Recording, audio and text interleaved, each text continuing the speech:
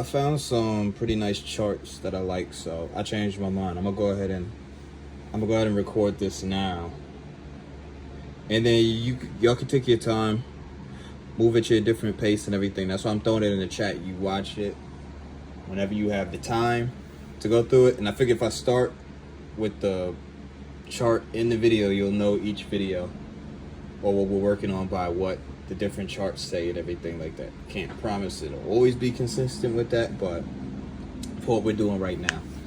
So let's kind of get into chords. We talked about melodies. That's just playing. The basics of playing the melody is playing within your scale. Of course, you can get out of that, but those, once again, everything is suggestions, not rules. Everything on keyboard or any music that you hear is a suggestion, not a rule. It's like to some people who just say and they know how to do that while they're playing in the rules. They make it sound real nice and real crazy, and they just doing a bunch of nothing. Well, they doing a whole lot of something, actually. I guess it's like these are suggestions, they're not rules. So get back on topic. That melody stays in the scale, depending on what scale you're playing.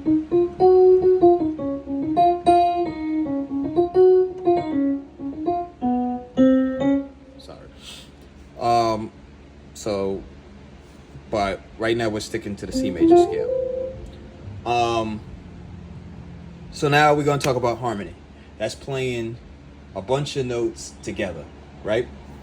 So to do that, we got to go back to our theory. We got to kind of go in and talk about theory, and let me see if I can find my major chart.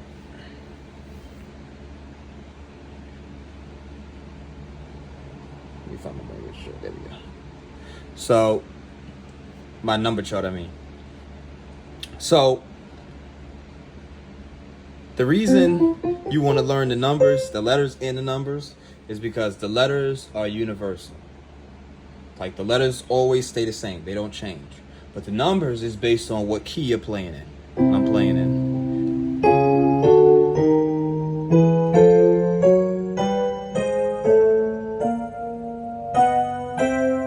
So depending on what key I'm playing in, my numbers and everything and the chords that I play will change a bit, right? So, but staying with the C scale, we already talked about our numbers of 1, 2, 3, 4, 5, 6, 7, 1. So now we're going to get a little bit deeper into what those mean, what those numbers mean. So the way theory is broken up, and specifically with piano, the way that it's broken up, let's get a more piano sound going on here. Just to help us kind of, I got all these effects on here. Let's stick with regular. Snob. There we go. Okay. So the way it's broken up is that these numbers correspond to an interval. They call them intervals and everything like that. And this is just big language that they like to use and everything like that. But the simplicity of it is basically that you have a number for each chord. 1, 2, 3, 4, 5, 6, 7, right? But then in the middle of that, you have what called major and minor. It's broken up into major and minor, right? And so when we talk about, you heard me say the C scale, I'm referring to the C major scale, right? There's different types of scales, right? This would be the blues scale. This would be the C blues scale. But right now I'm talking about the major scale, right? So in the C major scale, each of these numbers are each of these numbers are corresponding to a major interval. They call those intervals. So this is second interval, third interval, fourth interval, fifth interval, sixth interval, seventh interval, right? So what that comes out to mean is this is the theory term for it would be, this would be a major second. This would be a major third. F would be a major fourth. So you see it's like lining up with the numbers. Why do we care? The reason we care is because now when we get to these black notes in the C scale, now it's not always going to be black notes, but in the C major scale where all the notes are white, the black notes are the only minor notes. So watch. The same way how we was talking about flats. Well, D flat in the C major scale would be a minor second. Minor second. Excuse me. This would be, see, we get a 3. This would be a minor third. E flat would be a minor third.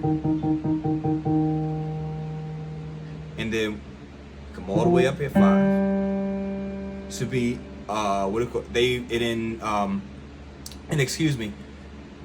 the 4 and 5. I'm not gonna go super deep into that right now because it gets really complicated.